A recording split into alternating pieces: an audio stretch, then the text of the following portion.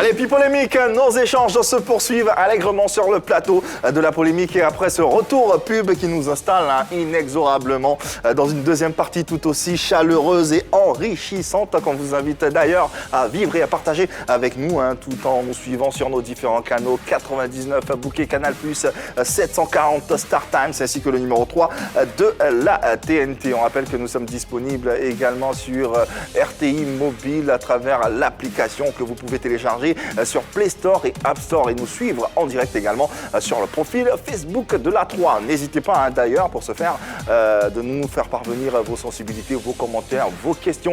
Si vous en avez, on sera très heureux de les recevoir et de les lire.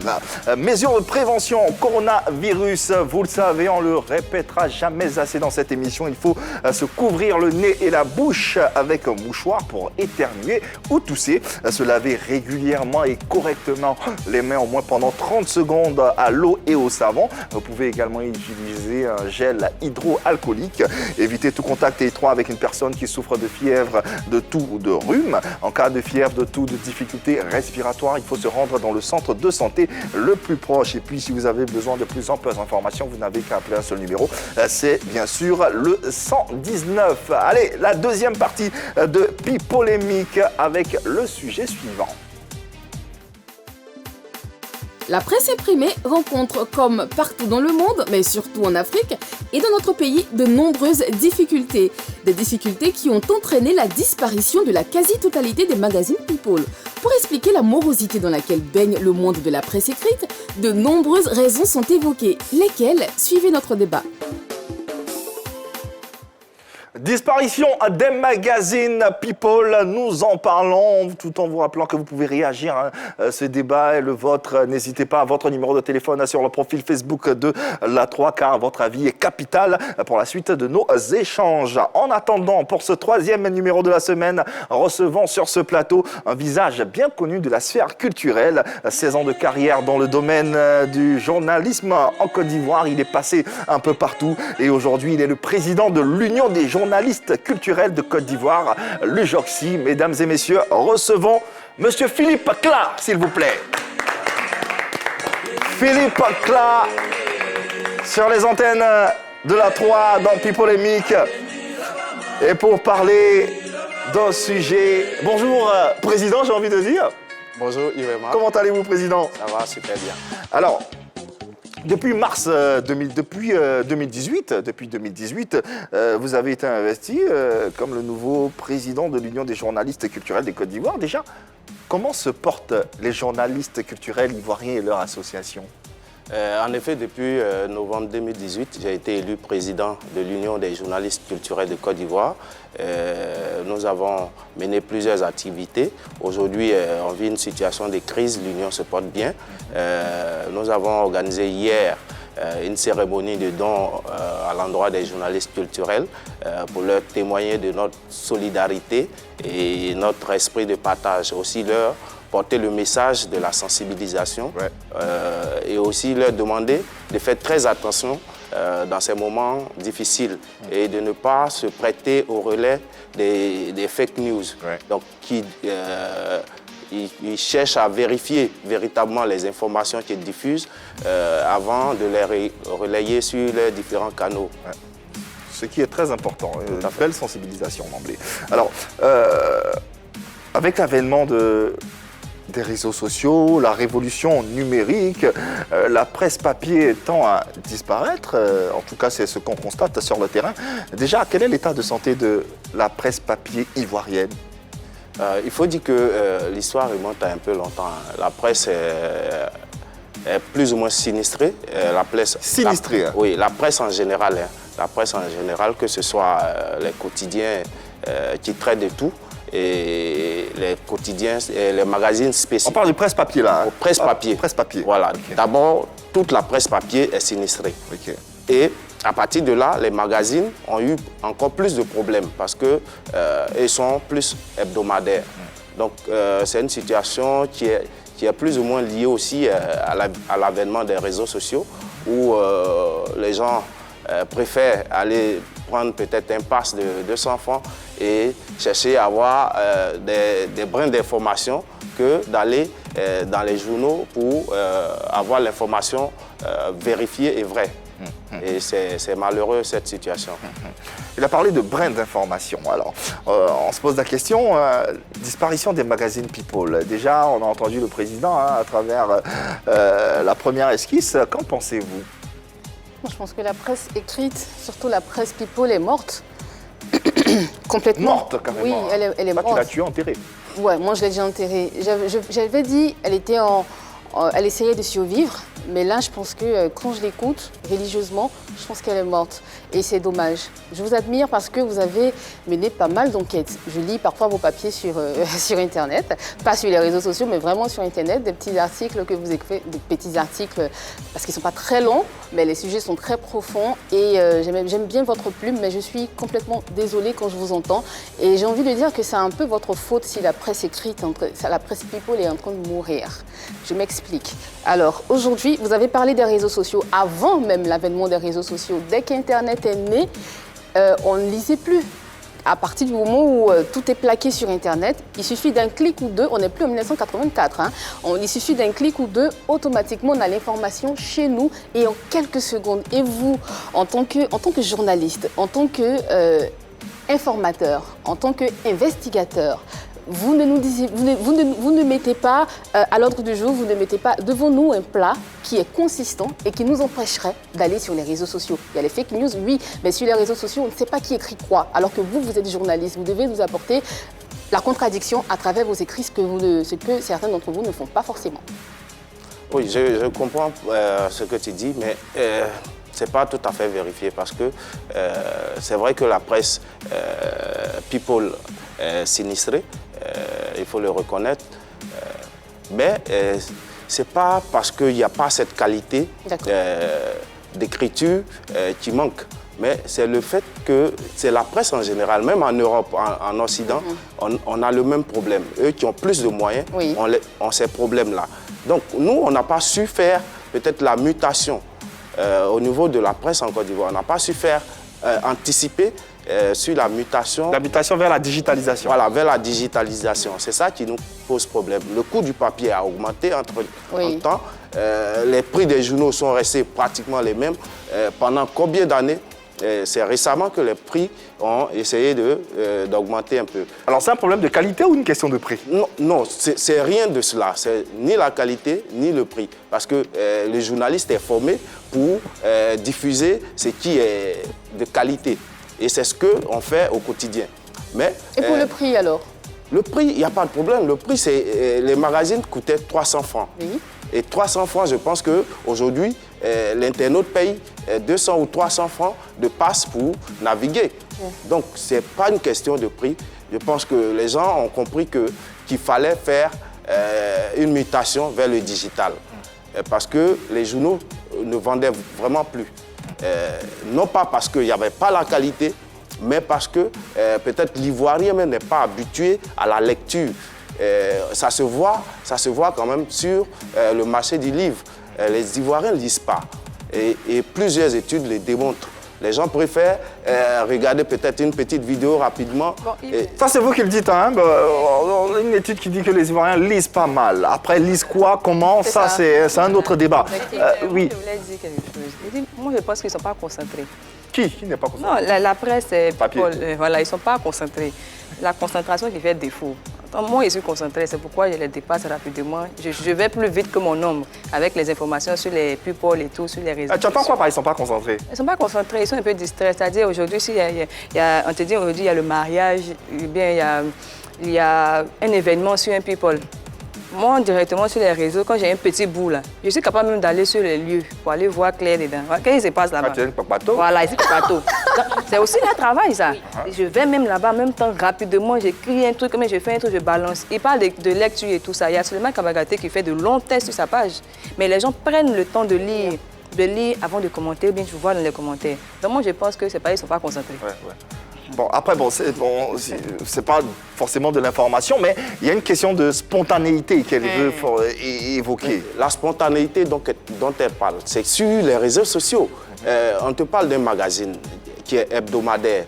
Donc, il faut attendre une semaine pour avoir ton information. Mais on ne dit pas c'est tout différent. On ne dit pas tout sur les réseaux. Il y a des choses qu'on Oui, dit il y a pas, des choses qu'on ne dit pas. Et le journaliste est qualifié à traiter une information. Ce que vous faites, vous avez des fans, vous nous dépassez comme vous le dites, mais est-ce que c'est du professionnel? Est-ce que c'est crédible? Est-ce que l'information de Souleymane... Il ne suffit pas d'avoir des followers sur Facebook mais les gens pour penser qu'on est fort ou bien on est bon. C'est ça le problème. Donc, bon, après, il y a une question qu'elle soulève aussi qui est très importante, une question de crédibilité. Les gens prennent ça pour argent comptant. Les gens ont l'impression que c'est vrai, alors qu'il n'y a pas de rédacteur en chef sur Facebook, par exemple. Et puis c'est vrai parce que c'est avec des faits. C'est pas que des paroles en l'air. Il y a des images qui vont avec. Vous voyez donc, c'est pas une histoire de... Non, mais moi je dis, c'est pas parce qu'on a... je parle pas de followers. 10 000 ou bien 10 000 abonnés ou 100 000 abonnés qu'on est forcément bon. C'est pas de ça que je parle. Marie-Dominique. Ça me ramène au propos de notre invité qui a parlé de fake news. C'est vrai qu'il y a des fake news sur Internet parce que tout le monde devient un peu journaliste, tout le monde écrit ce qu'il veut. Mais on a aussi les stars elles-mêmes. Les stars qui entretiennent leurs fans, qui ont construit une sorte de relation assez fusionnelle avec leurs stars, de sorte que elles invitent leurs stars dans leur quotidien. Du coup, quand une star fait quelque chose, quand elle sort une œuvre, quand elle sort un film, on est automatiquement informé. Ça, ce n'est pas du fake news. Ce sont des informations vérifiées. Je prends l'exemple du mariage de Bamba et Miss Sarah. On n'a pas attendu d'attendre la presse traditionnelle pour avoir l'information. Quand c'est sorti sur les journaux, on avait déjà l'information parce que les photos étaient déjà sur les réseaux sociaux. C'est sorti sur les réseaux. Comme Eunice dit, est-ce que ce n'est pas un problème de qualité de travail? Est-ce que vous vous rendez sur tous les sites où il y a des événements people? Est-ce que vous ne manquez pas un peu à ça? Ok. Allons dans les années 2000, où nous, on démarrait le journalisme. On te suit. Hein. Voilà. Peut-être que vous n'étiez pas encore... Ah bon? Oui, dans les années 2000, vous n'étiez pas encore sur les réseaux sociaux. Voilà. Pour avoir une information d'une célébrité comme les gens de la Jet Set, par exemple, il fallait se rendre dans des bars que ces gens-là fréquentaient. Et c'était à partir de 4h, 5h du matin. Et tu n'allais jamais voir leurs photos ailleurs que dans ces lieux-là. On se rendait sur place pour aller faire notre travail.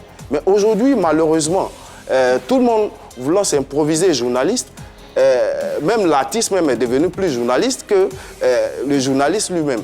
Donc du coup, chacun veut être diffuseur de l'information. Peut-être parce que cet artiste a l'impression que le journaliste en question ne fait pas très bien son travail ou son boulot. Par exemple, le cas... l'anniversaire d'Emma Lowes il n'y a pas très longtemps.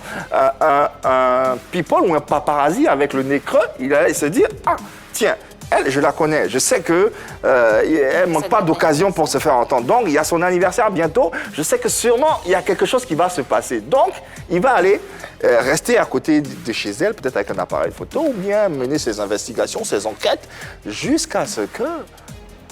Mais il faut faire la différence. Il y a le paparazzi et puis le journaliste people. Le paparazzi, c'est celui qui est outillé à aller sur le terrain avec un appareil, aller traquer les stars pour avoir des... Dans tous les cas, c'est l'information qui est... Le paparazzi, il donne ces informations. Voilà. Normal, dans les pays... C'est la finalité, c'est l'apparition. Voilà. Dans les pays développés, le paparazzi vend ses œuvres aux rédactions. Donc, nous, on savait plus ou moins qu'il allait se passer quelque chose. Donc, on était alerte. On était alerte, on ne pouvait pas aussi outrepasser les mesures du gouvernement. Donc, on était alerte sur cette information. Et on a cherché, on a checké sur leur réseau, on a eu les informations. Donc, on a traité ces informations. Donc, vous utilisez aussi les réseaux pour vous informer? Oui, on utilise les réseaux aussi. Maintenant, en tant que journaliste. La presse papier est sur les réseaux. Toutes les presses papier sont sur les... Tout le monde est sur le digital aujourd'hui. Et l'avantage du journaliste, c'est que le journaliste va au-delà de ce qu'on met sur les réseaux sociaux. Les brins d'information que tout le monde partage là, nous on va au-delà. C'est quoi au-delà? On fait des enquêtes, on recoupe l'information parce que tout ce qui est diffusé sur les réseaux sociaux ne sont pas forcément de bonnes informations. Oui, alors vous, pardon, vous avez si Vous, Parce que peut-être Oui, on dit qu'ils pardon. répondent à un code déontologique. Bien donc sûr. forcément, il y a une procédure, Oui. il y a...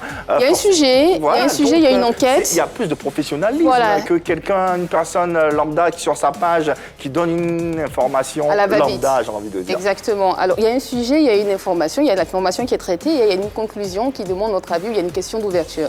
Ça dépend de comment chacun traite son sujet. Tout à l'heure, il a dit que les journalistes traitent leur sujet, donc vous faites de l'investigation. Donc, vous allez au cœur de l'action, un peu comme ce que les paparazzis font, parce qu'ils vont sur le lieu même où s'est passée l'action et ils nous donnent des informations. Vous, dans votre cas, je ne sais pas si vous l'avez entendu, mais beaucoup de personnes, plusieurs personnes vous appellent des journaleux. Ils appellent des journaleux parce que c'est ce qu'on est en train de dire sur ce plateau. Ah, c'est péjoratif, ça. Très péjoratif, justement. Et j'ai jamais compris ce terme-là. Ils vous appellent des journaleux parce que pour certains, vous ne faites plus d'enquête. C'est-à-dire que vous attendez que tout vous tombe du ciel et que tout vous tombe dans la bouche comme la manne. Vous êtes assis et vous attendez que tout vienne. Donc vous allez sur les réseaux sociaux, vous prenez des informations, vous glanez des informations ici et là et vous en faites un article que vous vendez entre griffes au peuple. Est-ce que le fait qu'on vous appelle journaleux, quelque part, ça ne vous touche pas ? Est-ce que vous aussi, vous ne prenez pas ce problème-là à bras-le-corps pour trouver, je ne sais pas moi, des actionnaires qui pourraient injecter de l'argent dans des journaux comme Lagardère le fait? Moi, ça ne me touche pas qu'on m'appelle D'accord. journaleux parce que... Tu es journaliste et puis on dit journaleux, ça ne fait pas mal. Non, parce que la personne qui me qualifie de journaleux, là, la personne a fait quelle étude de journaliste? Justement, voilà. Quelle approche la personne a d'un écrit métier. journalistique? Donc, il ne faut pas toujours se laisser influencer par des lecteurs qui pensent pouvoir connaître plus que celui qui a appris son travail. Exactement. Ça, moi, je ne rentre pas dedans. D'accord. Il peut y avoir des journaleux, comme ils le disent, parce que dans toute profession, il y a certainement des brebis galeuses. Ni Il y a sur ce aussi plateau, elle est la attaquée qualité. souvent. Ça ne fait pas d'elle une mauvaise humoriste. Quand même. Voilà. Quand même, hein. Quelle humilité. Exactement. Oui, donc il faut pouvoir faire la part des choses. Il y a des journalistes qui ont été formés pour traiter le journalisme. Il y en a qui aiment bien le métier, qui veulent s'essayer au métier. C'est différent. Alors, moi, j'ai une question et ensuite un commentaire. À part le fait de collaborer avec les paparazzis, qui se fait ailleurs, il y a aussi ce qu'on appelle l'achat des exclusivités. C'est-à-dire, vous collaborez avec une star, vous lui dites tout ce qui arrive dans sa vie comme événement, sortie de film, grossesse, c'est à vous, votre magazine, de le publier. Est-ce que vous faites ça? Parce que je suppose que s'il y avait ce genre de collaboration, peut-être que des informations n'allaient pas fuiter par les stars elles-mêmes, mais par les journaux, et vous serez de nouveau efficace. Mais est-ce qu'ils en ont les moyens? Oui, on l'a fait. On l'a fait tous dans les beaux temps de la presse People à Star Magazine. Pour combien? Pardon, pour combien? On ne va pas révéler les prix, mais D'accord, je mais dis, pourquoi dans ça les... ne se fait plus maintenant? Non, dans les beaux temps des magazines People, on l'a fait. On avait des exclusivités avec certaines stars, la Jet Set, en tout cas tout ce qui était vrai star à l'époque. On avait des exclusivités. Maintenant, le problème aujourd'hui est que chacun à la recherche de followers veut se faire une grande notoriété sur les réseaux sociaux. On essaie par souvent nos amitiés, nos liens, d'avoir les exclusivités avant diffusion sur les réseaux sociaux. Mais c'est difficile, cette approche-là. Mais nous, en tant que journalistes culturels et people et tout ça, on se fréquente tous. Ouais. Donc, on peut se retrouver dans des endroits où tu fais peut-être une gaffe ou que tu ne voudras jamais mettre sur tes réseaux sociaux. Et nous, on c'est un révèle coup de cela. chance. Alors, Président, permettez-moi autour de la table, finalement, quelle est la stratégie de renaissance face à la digitalisation, face au numérique? Avant, bien sûr, le commentaire de Marie-Dominique. Est-ce qu'il y a une stratégie déjà? Est-ce que vous êtes, à travers l'association, bien sûr, est-ce qu'il y a des pistes? À travers l'association, nous avons changé un peu nos statuts pour essayer de récupérer tous ceux qui s'intéressent à la culture, en général les blogueurs, les animateurs et tous ceux qui sont sur les médias sociaux qu'on connaît comme animateurs traitant des informations culturelles. Donc on récupère tout ce monde-là, on leur donne la formation qu'il faut pour que dans le traitement des informations, ils puissent respecter l'éthique et la déontologie. Et c'est ce qui quel problème aujourd'hui où tout le monde s'improvise journaliste et diffuse des informations qui ne sont pas correctes. Ce qu'on veut faire, ce n'est pas de faire revenir forcément les magazines People. Mais aujourd'hui, on a une... Ah, c'est qu'ils sont morts, vraiment. Hein. Ah, j'avais raison. C'est plus ou moins mort parce que... Ils sont sous perfusion ou sont dans le coma? Parce que Sans spiritueux. voilà, il sera difficile de voir des gens venir investir dans un magazine ou un journal en ce moment. C'est très difficile de pouvoir rentabiliser. Marie-Dominique, sur les réseaux sociaux, on a pas mal de commentaires. Je vais lire celui de Loïc Meïté qui dit « Je crois bien que le problème qui se joue, c'est l'arrivée des réseaux sociaux, notamment les pages People et les groupes sociaux. Aussi, on peut directement et facilement accéder à l'univers quotidien de nos stars via leurs pages en interagissant avec eux. » Du coup, on n'a plus besoin de magazine People, parce que je peux aller sur la page de Eunice pour avoir des informations. Eunice ne dira pas tout. Mais le truc, c'est que moi, je sais d'Eunice, elle ne va pas dire sur ses réseaux sociaux. Et ce que je veux partager sur la vie d'Eunice, sur mon média, elle ne va pas vouloir dire ça. Mais il faut que vous alliez fouiller. C'est ce que nous, on fait. Mais vous ne collaborez pas avec les paparazzis. Comment vous faites pour trouver des informations avec tout que les stars ne nous donnent pas? On a des sources partout. Il y a des paparazzis en Côte d'Ivoire? On a des sources partout. Il y a des paparazzis en Côte d'Ivoire? Les paparazzis dont on parle, c'est peut-être nos sources qui sont pratiquement partout. Moi, je trouve que c'est parce qu'actuellement, là, tout le monde se cherche, Joe. C'est dur. Chacun se cherche sur ses réseaux pour avoir un peu de la visibilité, pour pouvoir avoir accès à des contrats pub et tout ça. C'est ce qui fait que vous êtes un peu en difficulté. On n'est pas en difficulté. Ouais. Tu as dit que vous êtes sous perfusion. Non, je dis les magazines People, il sera difficile pour ces magazines-là de revenir. Mais ça ne veut pas dire que le People est mort en Côte d'Ivoire. Le People se fait sur la presse en ligne. Aujourd'hui, moi, je bosse à l'Infodrome en tant que journaliste People. Et je traite des questions People. Rapidement, Annie, avant de prendre on a Patrick Messou, un commentaire, un tout petit commentaire qui nous dit « Internet fait déjà leur boulot ». Il dit qu'Internet fait votre boulot à votre place. Ça, c'est son avis. Hein, parce que Mais vous en pensez quoi non? Non, Internet ne peut pas faire mon boulot. Autrement, un patron de presse ne va pas m'employer pour faire le travail.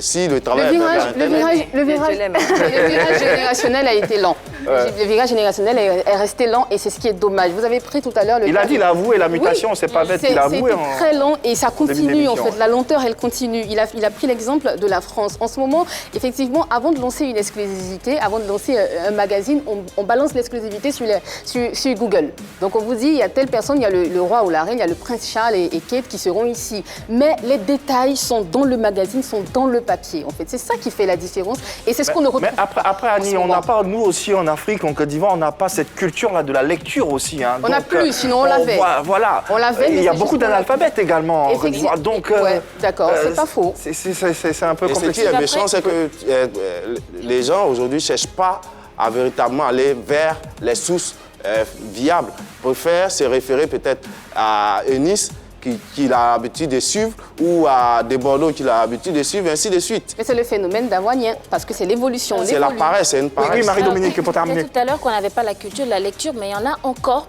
il y en a des personnes qui cherchent des journaux, qui veulent lire. Alors, est-ce que pour ces personnes-là, pour elles, on ne dit pas qu'on va adopter une nouvelle stratégie?